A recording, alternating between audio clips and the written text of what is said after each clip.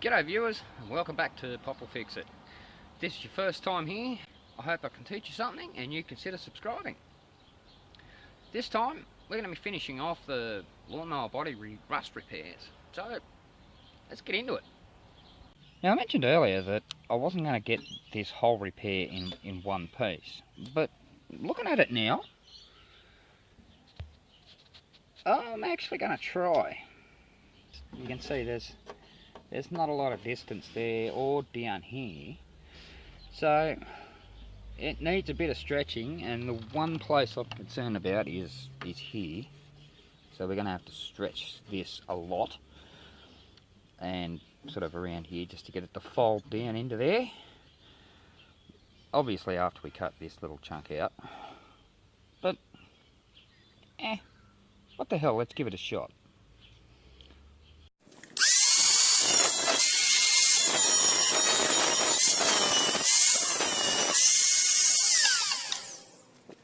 Before we go belting around on this, I'm going to make my life easy. I'm going to weld up along here. Now, you probably noticed it's sitting out a bit. It's got plenty of clearance. It's just bent in the wrong way. So, we need to get this edge in. What I'm going to do, I'll take my big C-clamp, and you know what? Hold on a sec. And here's my big wide chisel, as opposed to that one. These are made from Volkswagen Bug rear leaf springs. So these are spring steel. I've had these for well over 20 years. And they're really hard, they're really difficult to damage, much less break. I mean, yeah, the head's mushroomed a little bit there, and you can probably see just here it's spread a bit because I also use it in that orientation as well. That's going to be my brace for today. What I'm going to do is put this in behind, and then I'm going to plant this to that. Hopefully that's going to level out those two pieces.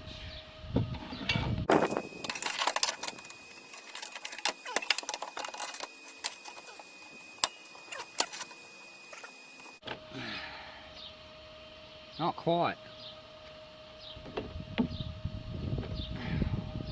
What can I do to change that?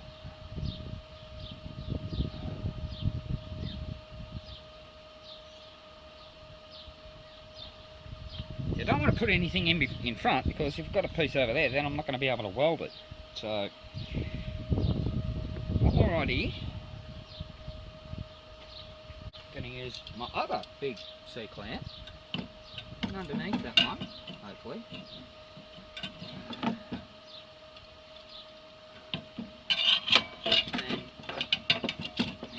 clamp this off in the front there. There. And that's brought it down nice and level. Now I'll get a couple of tacks on here. Now, also, blowing out. Yes, part of that is because there is rust still in behind here. Part of it is also the direction of the heat. When doing something like this, or any kind of fabrication or repairing, have your heat, so don't have your weld up facing straight on, because this metal, because it's worn, damaged, whatever, it is going to be inherently weaker than the brand new metal. If you angle your torch so that it's hitting the new metal, it's less likely that the old metal is going to blow out. I'm not saying it's not going to happen. It absolutely may happen. There's other factors involved. But by angling the torch towards the new metal, it's less likely. And also, yeah, if you've got a close gap like this, it's not going to be that difficult. But if you've got a bit of a gap like this, and I had that down here as well, I can fit my thumbnail in that. So that's going to be fun. I'm going to have to try and bridge that. But the way I'm going to do that is to point the torch on an aggressive angle towards the new metal and then pull back onto the old metal. As I said, less likely to blow out, not impossible. Let's see what happens.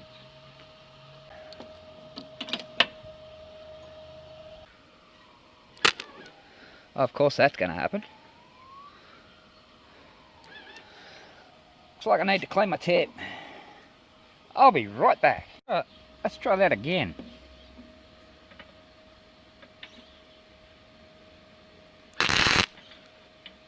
Here we go.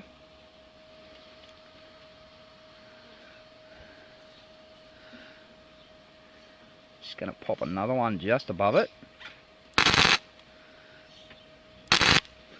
You see how I started there on this piece of metal and pulled back onto this one.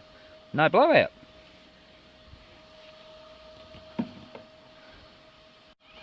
Alright, I just repositioned this clamp down further a bit so it'll pull that bottom corner further in. Let's tack that in place.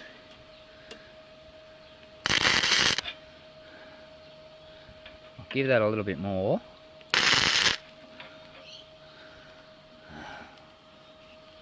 See, that blew out. Although I did everything right. Must have been a big chunk of rust behind that. No big deal, we can fix them. The main part is, that's joined, so I can take these clamps off now.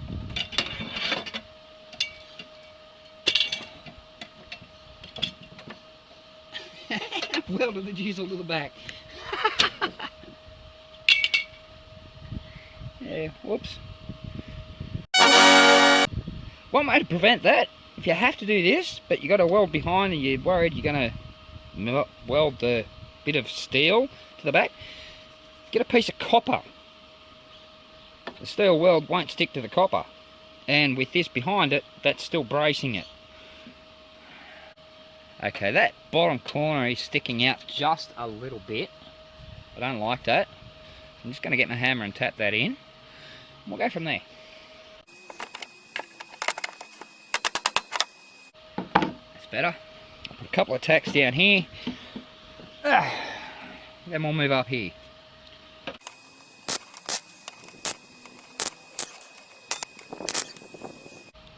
Crimping my line, it's crimping the wire. Alright. Move this up here, hopefully it won't get in the way. Nope, that's good. I've got to push this down here. Let's see if I can do just with a hammer.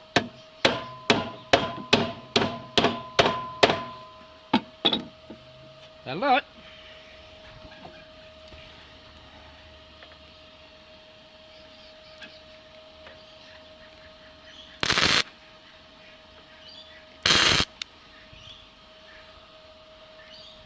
There we go.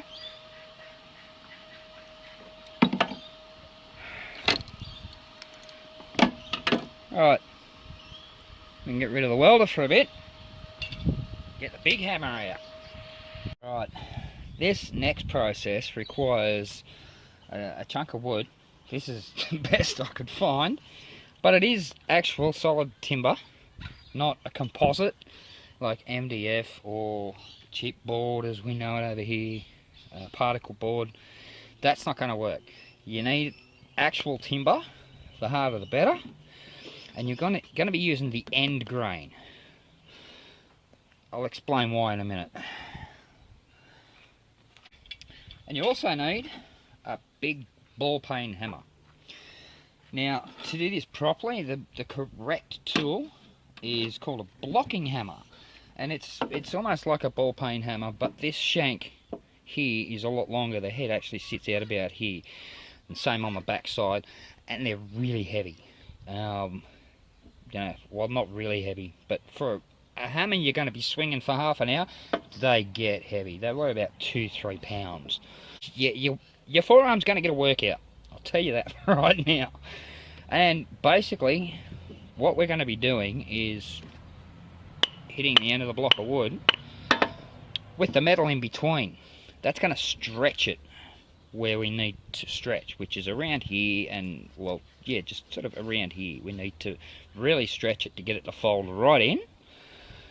and this will just fold over, that'll just fold over, but through here we got to do a bit of stretching. So as I said, we're going to try this, see how it goes. If that doesn't work, well, we just cut it off and put another piece in. Let's see how we go.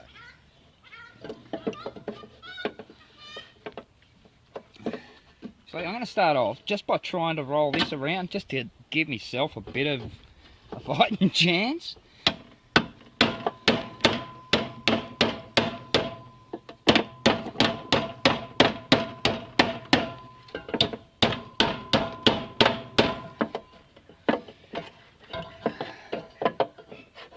Now here comes the stretching.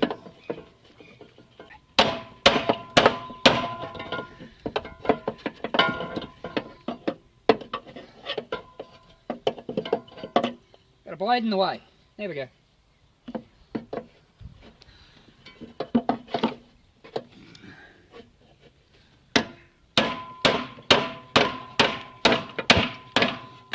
And I just shit all. Okay, looks like I'm going to have to fully weld down here because it's just pulling the whole thing in. Alrighty. So not only welded up here, I've welded across the top and a little bit down the side there, the back there. It's not pretty, but it's welded. It's not going to go anywhere. Well, fingers crossed. So now I can get back to, well, what I was doing.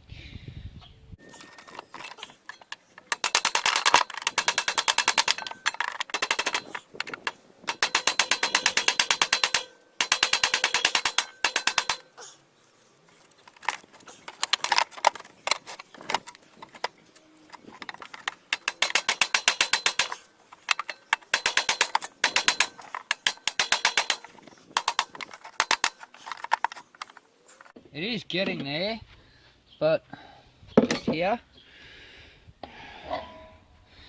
yeah, you can see it's starting to split. So I may have to end up putting another piece in there, but it's getting there. Again, it doesn't have to be pretty, it doesn't have to be perfect, it just has to be in there.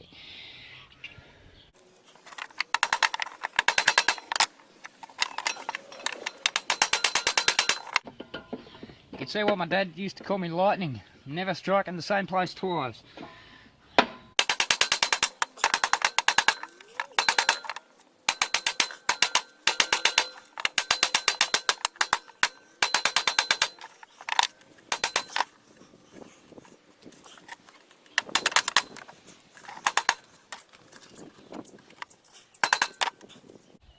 Alright, I think a bit of trimming up here, get the excess out of the way. We can pretty much get that from there. Okay, well, we know that's there, and that one's there.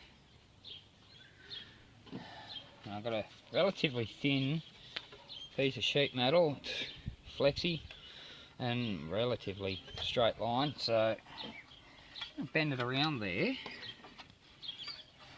try and shape it into that.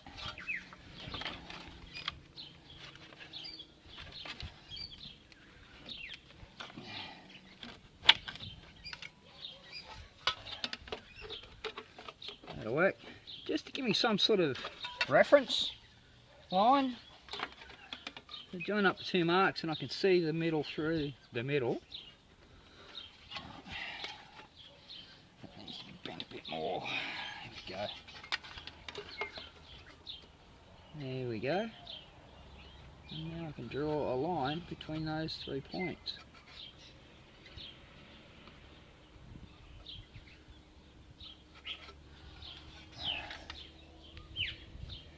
Cut those off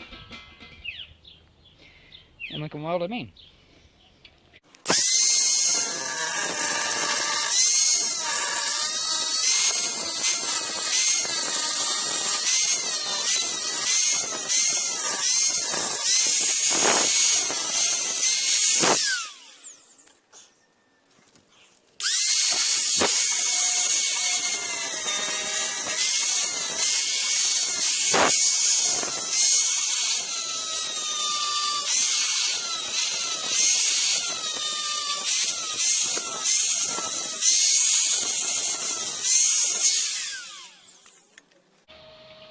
Alright, well that's trimmed.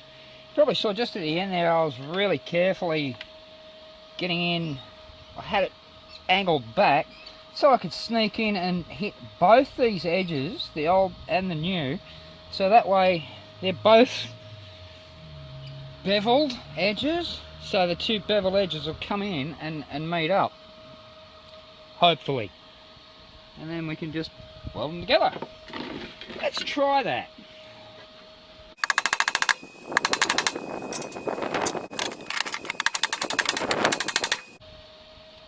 Alright, I'm going to tack them in, and I'll be doing that pretty much all the way around. Work it in, tack it, work it, tack it.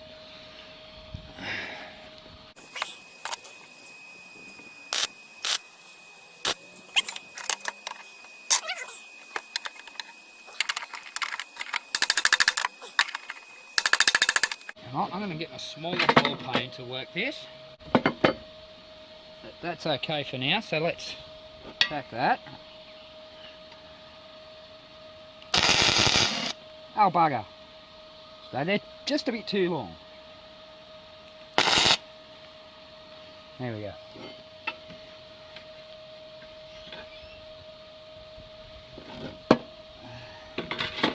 It's also a little bit heavier than the planishing hammer too. See, there we go. 2 taps, that's in place. That's what I want. There we go. Alright, start down the other end now.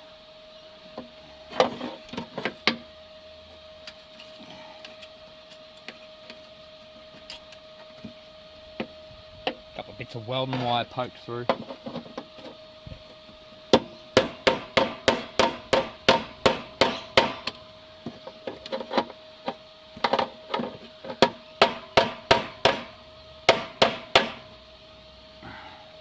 That looks like it's nice and happy there. I'm going to tack that in. See? Directed it into the old metal, blew out. Directed into the new metal, it's cool.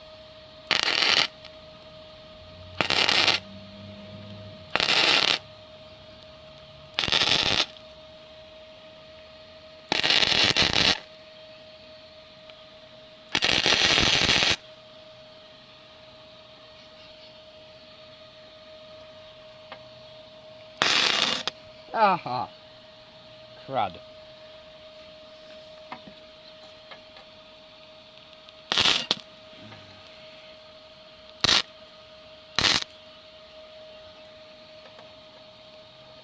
That's really blowing out.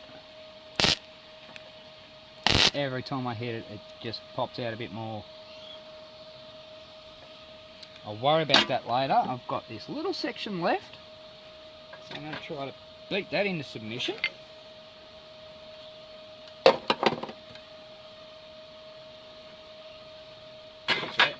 going to use the block of wood for that because it does need a bit of stretching.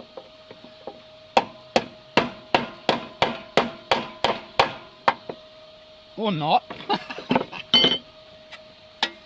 Gotta love when that sort of thing happens.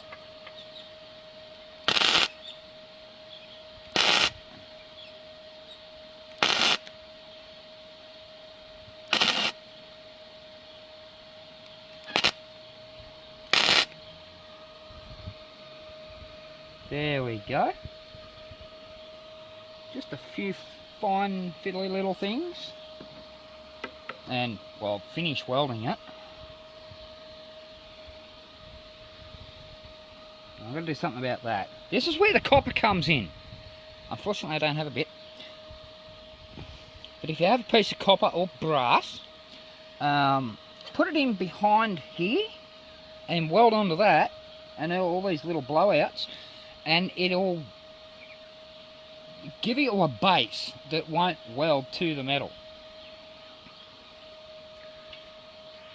Right, so I did a bit of welding, bit of clean up, and I thought I better just check here to see what's going on with the wheel. So I've removed that brace plate off the bottom, set it to pretty much maximum height, and well on. And we're clearing by only about 3 or 4 mil. But what's happening is it's tapering as it's getting closer to the wheel. The reason for that is because along here there is actually a bend, and that's kind of not present. So along the lines of stretching, I'm just going to grab my ball peen and that block of wood, and I'm just going to punch it in just down around here, and that will, or should, bring this bottom edge in with it. The more I push this in, the more it's going to pull that in. Let's give it a shot, see what happens. And there's a blade in my way. There we go. Okay.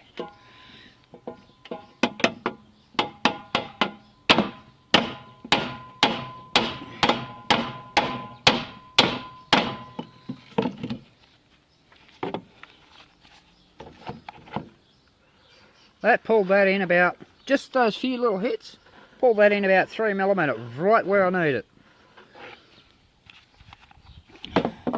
But, because I'm like that, I'm going to give it a bit more.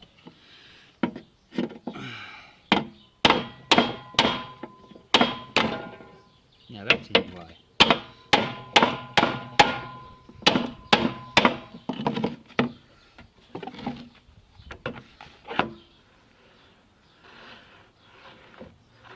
That will do it.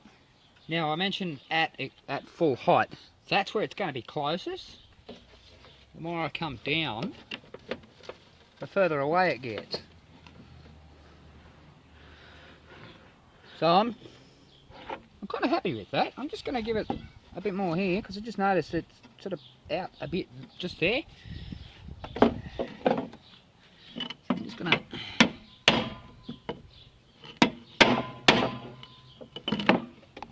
That looks better. That looks much better. Alright.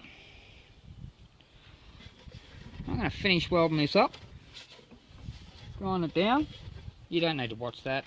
It's welding and grinding. And then we'll come back and have a look at the finished product. And here we are. All welded, all, well, ground, most of it. Some parts are a bit hard to get into. The flat disc. That's going to work. And let's have a look inside.